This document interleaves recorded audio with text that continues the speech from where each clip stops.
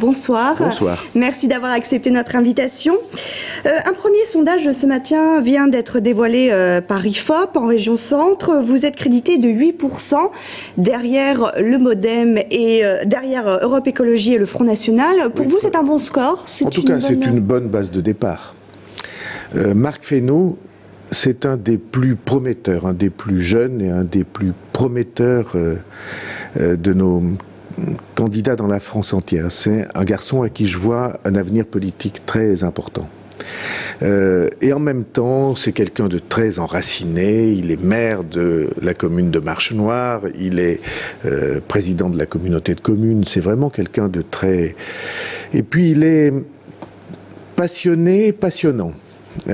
Dans son amour de sa terre et donc c'est quelqu'un de bien, donc il a une bonne base de départ. Je suis sûr que les semaines qui viennent, le mois et demi de campagne électorale qui viennent, va permettre à tous les électeurs de le rencontrer, découvrir, et je crois de lui apporter leur soutien. Donc, vous pensez que le MoDem peut être le parti du premier tour en région centre? Oui, en tout cas, il sera clé dans cette élection, et c'est normal parce que c'est une terre dans laquelle cette idée d'un centre indépendant, cette idée d'une troisième voie indépendante entre le PS et l'UMP, et on voit ce que l'UMP fait aujourd'hui, et naturellement le PS a aussi ses propres comment dirais-je, faiblesse.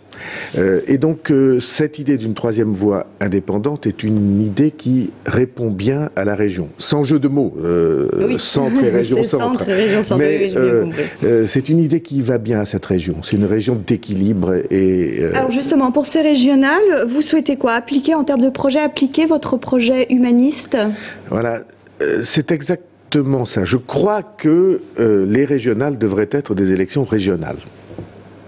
Ça a l'air d'une porte enfoncée, une porte ouverte enfoncée, et pourtant, si vous y réfléchissez bien, vous voyez bien à quel point aujourd'hui, tant d'un côté que de l'autre, on veut faire de cette élection uniquement un test politique. Et moi, j'aurais voulu, c'est un peu avec du regret que je dis ça, j'aurais voulu ou je voudrais que les élections régionales soient régionalisées. C'est-à-dire qu'on s'intéresse aux problèmes de la région, à la sensibilité de la région. C'est quoi le problème numéro un de la région? Aux besoins des gens de la région. Moi, je suis pour que la région fasse des choses que jusqu'à maintenant elle ne fait pas. Deux choses principales. Premièrement, qu'elle s'occupe de trouver de nouveaux emplois pour les implanter.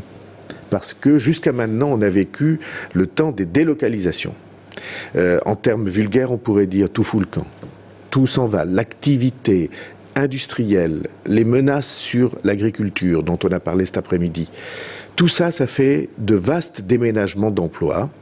Et ces emplois, une fois qu'ils sont partis, ne reviennent plus.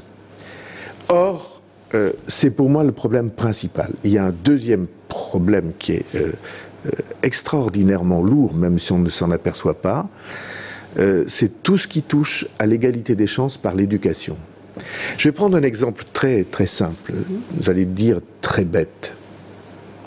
Au fond, il y a une inégalité incroyable entre les élèves, ceux dont les familles savent ce qu'il faut faire pour trouver une bonne formation et de l'emploi, et ceux dont les familles ne savent pas. Ceux dont les familles, les parents, connaissent quelqu'un qui peut trouver un stage, et ceux dont la famille ne connaît personne. Qu'est-ce qu'il faut faire ? Eh bien, je dis, la région doit s'occuper de ça. Elle doit prendre en charge les secrets de l'orientation.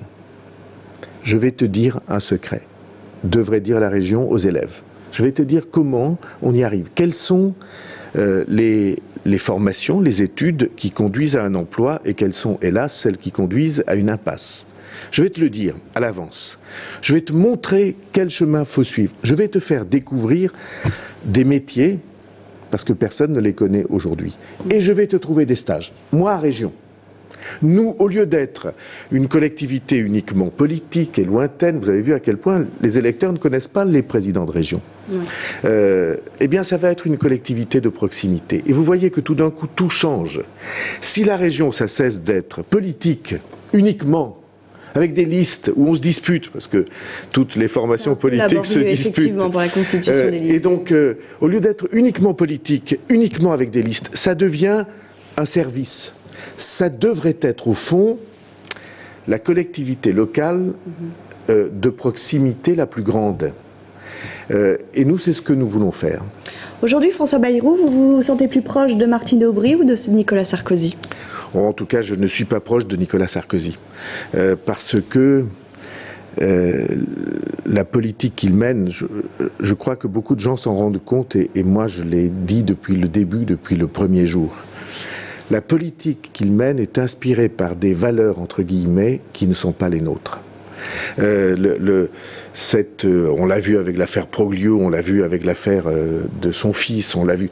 Cette idée selon laquelle, au fond, on mélange intérêt privé et intérêt public.